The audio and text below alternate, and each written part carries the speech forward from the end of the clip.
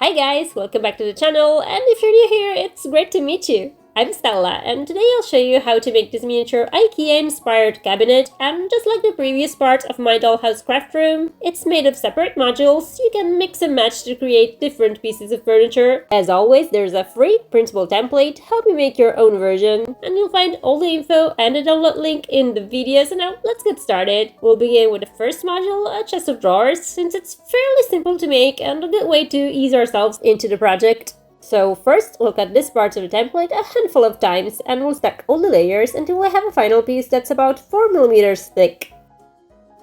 And as usual, I suggest using cardstock from old packaging for this, since we generally already have it at home, but also it's quite thick and yet very easy to cut. You can use a cutting machine if you have one, or just regular scissors and a craft knife. Next, we'll cut this strip 4 times and we'll stack the layers into groups. Then we'll cut this part twice and we'll glue the two sides together this way. We'll do the same for this part. And we should end up with these 4 bars, all roughly 1mm thick. We'll glue them to the piece we assembled earlier this way. And the final panel should be 5mm in thickness. We'll repeat this process to make a second identical piece. Then we'll cut this part 5 or 6 times and we'll stack all the layers together so that we have a final panel that's around 3mm thick. We'll repeat the steps to make 4 panels in total. Then we'll cut this part twice and we'll glue the sides together this way. The assembled piece should be roughly 1mm thick. At this point, we should have all these panels ready. We'll cover them with a good coat of acrylic gesso using a stiff bristled brush so the brush strokes create this nice wood grain-like texture. Another bonus of acrylic gesso is that first it makes the cardstock sturdier, and also if you're using recycled packaging like I am, the color of the panels probably isn't too consistent, and gesso evens everything out so they match better. With the base ready, we can paint all the panels in a color of our choice. I picked mint green, which funnily enough is an actual color option for the real IKEA cabinet, though I mostly chose it to match the coral and mint color scheme I planned for my miniature craft room. But if you prefer a natural wood finish instead, I'll show you how to achieve that with acrylic paints in a couple of minutes. Once the paint has dried, as always, I suggest placing all the panels between 2 layers of parchment paper and then under something heavy like a big book for a few hours. This will flatten the cardstock and the parchment paper will absorb any leftover moisture in the paint, preventing the panels from bending over time. Next, we'll cut these into copy paper and we'll use them as guides to mark the placement of these panels on these parts.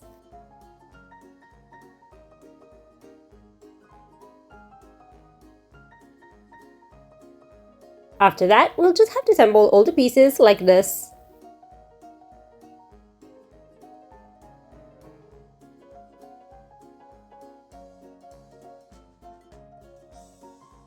With the base structure ready, we can start working on the drawers. First, we'll cut this part 3 or 4 times and we'll stack all the layers together.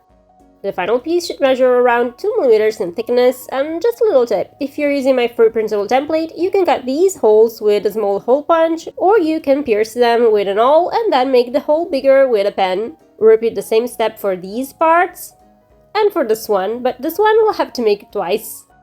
At this point, we should have these 5 panels. Just as we did earlier, we'll cover them with acrylic gesso first. And then we'll paint them in the same color as the base structure, or not. I mean, you could totally go for a color block look instead, or even make the drawers white with a sort of laminated finish, kind of like what I did with the drawers of my modular craft desk. At this point, we can assemble the drawer like this.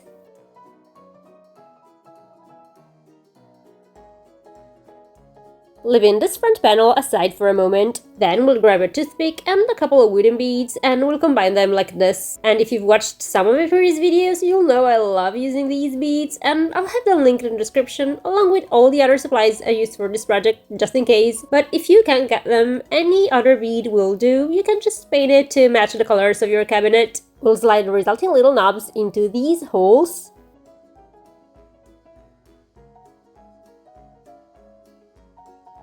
And finally, we'll glue the front panel to the rest of the drawer. We'll make the other 2 drawers the same way.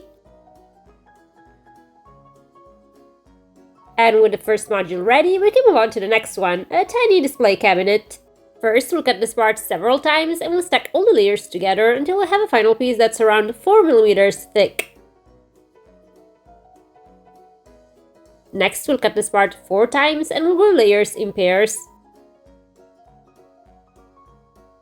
Then we'll cut this part twice and we'll combine the two sides together. We'll attach these strips to the previous panel like this. And finally, we'll repeat the process to make a second identical piece. Both panels should measure roughly 5 millimeters in thickness. Next, we'll cut this part 5 or 6 times and we'll stack the layers together. And if you're using my free printable template, I suggest piercing these tiny holes with an awl or a needle. And just a reminder, if you have a cutting machine like a Cricut, a Silhouette, or an M1 Ultra like mine, you can use my digital templates, which you can find in my shop, linked in the description. The final panel should be around 3 millimeters thick, and we'll have to make it twice. Next, we'll cut this part 3 or 4 times, and we'll stack the layers together so we have a final piece that's roughly 2 millimeters thick. We'll repeat this step to make 3 panels in total. And finally, we'll cut this part twice and we'll glue two sides together so that the resulting piece is about 1 millimeter thick. At this point, we should have all these pieces ready. We'll cover them with acrylic gesso first.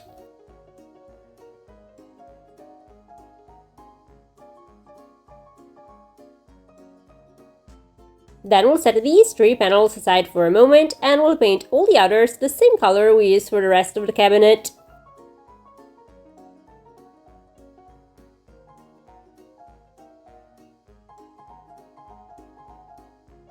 Now for these 3 panels, I wanted to have a natural wood finish, so this is what I did. First, I mixed some light brown paint with quite a lot of water so that it was very runny. Then I quickly painted the panels and immediately removed some of the paint with a piece of paper towel and a dry brush. This way we'll get all these streaks of different colors that make the finish look more realistic.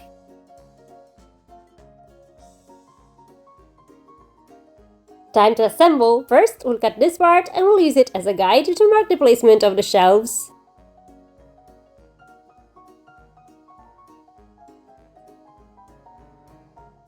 And then we'll assemble everything like this.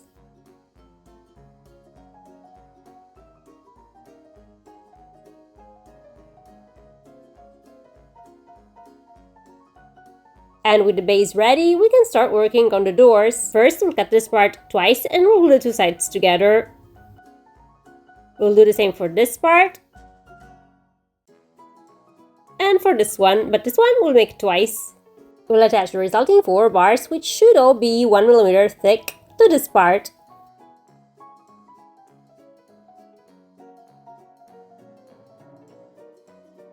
We'll repeat the process to make a second identical piece. Then we'll cut this part into clear plastic, and needless to say, I recycled some old packaging for this. We'll sandwich the plastic layer in between the cardstock parts. And finally, we'll cut this part into either lightweight cardstock or copy paper and glue it to the top and bottom edges of the door.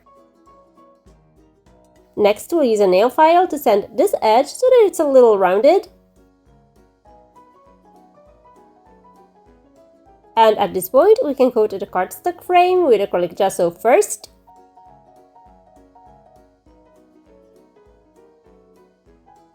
And then with acrylic paint.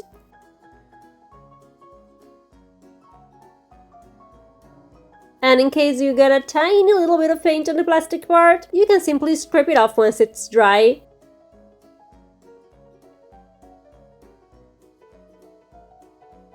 Just as we did for the drawers, we'll make a tiny knob using a toothpick and a bead. And then we'll repeat this process to make a second door. We'll attach the doors to the cabinet using metal wire.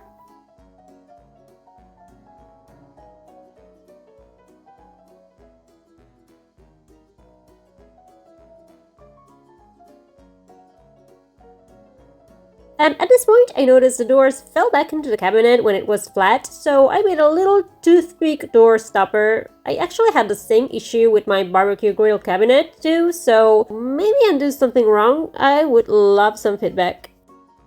With both base modules ready, it's time for the finishing touches.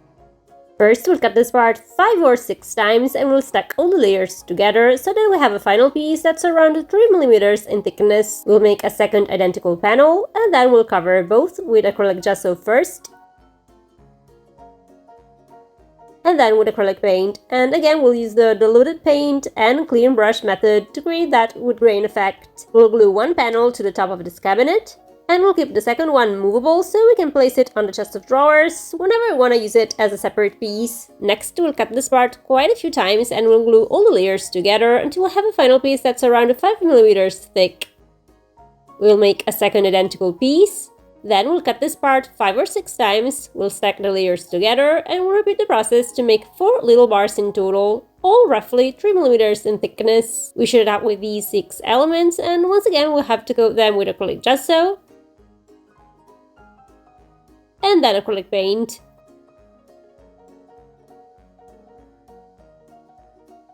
Finally, we'll assemble them like this.